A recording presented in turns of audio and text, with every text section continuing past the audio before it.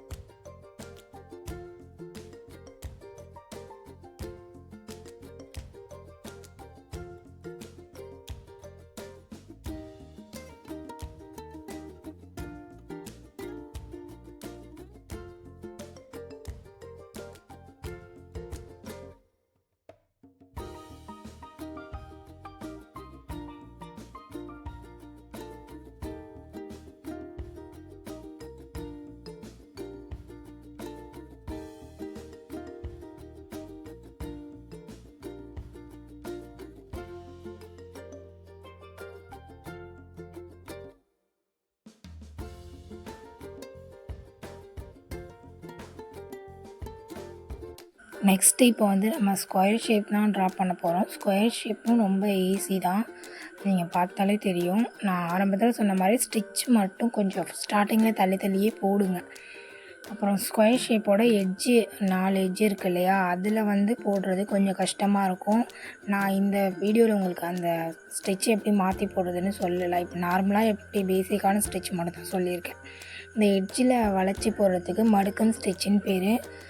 அதோடைய கிளாஸ் வந்து நான் தனியாக சொல்கிறேன். இதில் சொன்னால் உங்களுக்கு புரியுதா என்ன அப்படிங்கிறது தெரியல, ஸ்டார்டிங் ஸ்டேஜில் இருக்கிறதால. இப்போதைக்கு நீங்கள் இந்த மாதிரி கொஞ்சம் ப்ராக்டிஸ் பண்ணுங்கள். கொஞ்சம் உங்களுக்கு ஸ்பீடாக ஸ்டிச் வந்ததுக்கு அப்புறமா நீங்கள் வந்து அந்த மடுக்கன் ஸ்டிச் போடுறதுக்குன்னு தனி கிளாஸ் இருக்குது. நான் அந்த வீடியோவில் உங்களுக்கு நான் சொல்கிறேன், உங்களுக்கு தெளிவாக காட்டுறேன். இப்போ ஸ்கொயர் ஷேப் ஓரளவு வந்துருச்சு, கம்ப்ளீட் ஆக போகுது.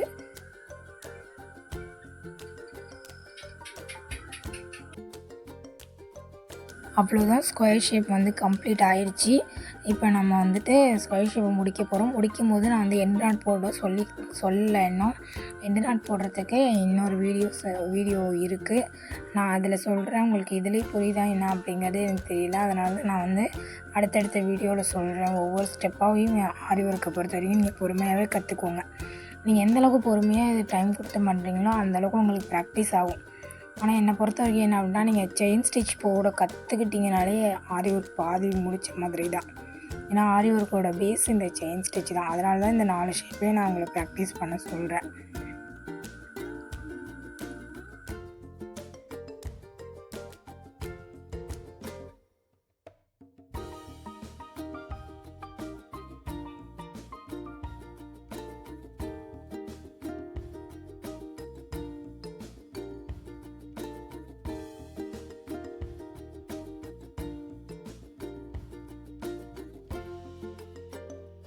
அவ்வளோதான், ட்ரையாங்கிள் ஷேப்பும் இப்போ நம்மளுக்கு கம்ப்ளீட் ஆக போகுது. பாருங்கள், எதுக்குமே நான் வந்து எண்ட் நாட் போட சொல்லி கொடுக்கல. ஸ்டார்டிங்கில் உங்களுக்கு புரியாமல் கூட இருக்கலாம், அதனால தான் நான் அதை பண்ணாமல் இருக்கேன். எண்ட் நாட் போடுறது ரொம்ப ஈஸி தான், நான் எப்படிங்கிறது நெக்ஸ்ட் வீடியோவில் சொல்கிறேன், பார்த்து கவனிச்சுக்கோங்க. அதே மாதிரி நம்மக்கிட்ட இப்போ வந்து ஆரி ஒர்க் கிட்டு வந்து அவைலபிளில் இருக்குது. இந்த கிட்டு வந்து 2 விதமாக இருக்குது. ஃபுல்லாக எல்லா திங்ஸுமே சேர்த்து இப்போ நான் வீடியோவில் காட்டுறேன் இல்லையா, இந்த திங்ஸ் எல்லாமே சேர்த்து ஸ்டாண்டு ஃப்ரேம் எல்லாமே சேர்த்து வெறும் 999 ஷேப்க்கு மட்டும்தான் கொடுத்துட்ருக்கோம் ஃப்ரீ ஷிப்பிங்கில். அதே மாதிரி இன்னொரு கிட்டு பார்த்தீங்கன்னா சொல்லிடுறேன். ஸ்டாண்டு ஃப்ரேம் இல்லாமல் இந்த திங்ஸ் மட்டும் பீட்ஸு, கிளாத்து, சரி த்ரெட்டு இந்த மெட்டீரியல் மட்டும் வச்சு ஒரு கிட்டு. அது வந்து 599 தான். அதுவுமே ஃப்ரீ ஷிப்பிங்கில் தான் கொடுத்துட்ருக்கோம். அடுத்து வந்து இப்போ நம்ம ரெக்டாங்கிள் பார்க்க போகிறோம். ரெக்டாங்கிள்லேயும் செயின் ஸ்டிச் தான். என்னடா செயின் ஸ்டிச் மட்டுமே போடுறோன்னு நினைக்காதீங்க, செயின் தான் பேஸ். அதனால் செயின் மட்டும் நீங்கள் கரெக்டாக கற்றுக்கணும். கொஞ்சம் கூட நூல் சிக்கினுச்சு அப்படின்னா ஃபுல்லாகவே பிரிச்சுட்டு மறுபடியும் போடுங்க.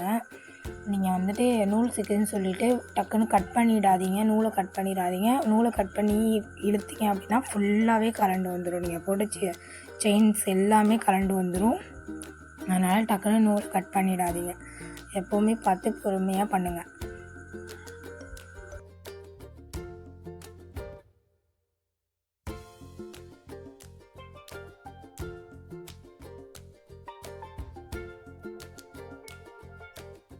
அவ்வளோதான். இப்போ ரெக்டாங்கிள் ஷேப்பும் நமக்கு கம்ப்ளீட் ஆக போகுது. பாருங்கள், ரெக்டாங்கிளில் கொஞ்சம் பின்னுற மாதிரி இருந்துச்சு எனக்கு. நான் வந்து ஒரே ஒரு செயினை மட்டும் லைட்டாக நூலை பிரிச்சுட்டு அடுத்ததுலேருந்து கரெக்டாக போடுவேன். பாருங்கள், அந்த எண்டில் முடிக்கும் போது எல்லா ஸ்டிச்சுமே கொஞ்சம் கஷ்டமாக தான் இருக்கும். நீங்கள் எண்டு நாட் போட கற்றுக்கிட்டீங்க அப்படின்னா கொஞ்சம் ஈஸியாகிடும். இப்போ நான் உங்களுக்கு எண்டு நாட் எதுவுமே போடலை, அதனால தான் கொஞ்சம் நூல் சிக்கிற மாதிரி இருக்குது. இப்போ பாருங்கள், 4 ஷேப்புமே நம்ம வந்து கரெக்டாக போட்டு முடிச்சிட்டோம். எங்கேயுமே பிசுறுலாம் இல்லவே இல்லை. பாருங்கள், நல்லா நீட்டாக இருக்குது. இதே மாதிரி தான் எல்லாமே கரெக்டாக நீங்கள் பண்ணிட்டீங்க அப்படின்னா ஈஸி தான். உங்களுக்கு நூல் எங்கேயுமே சிக்காது. இப்போ பாருங்கள், 4 ஷேப்புமே நம்மளுக்கு வந்து பர்ஃபெக்டாக முடிஞ்சிருச்சு. எங்கேயுமே பிசுறுலாம் இல்லை.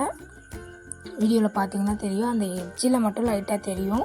அதுவும் நம்ம அடுக்கன் ஸ்டிச் போடாதனால தான் தெரியும். வீடியோ பிடிச்சிருந்துச்சி அப்படின்னா லைக் பண்ணுங்கள், ஷேர் பண்ணுங்கள், சப்ஸ்கிரைப் பண்ணுங்கள். தேங்க்ஸ் ஃபார் வாட்சிங்.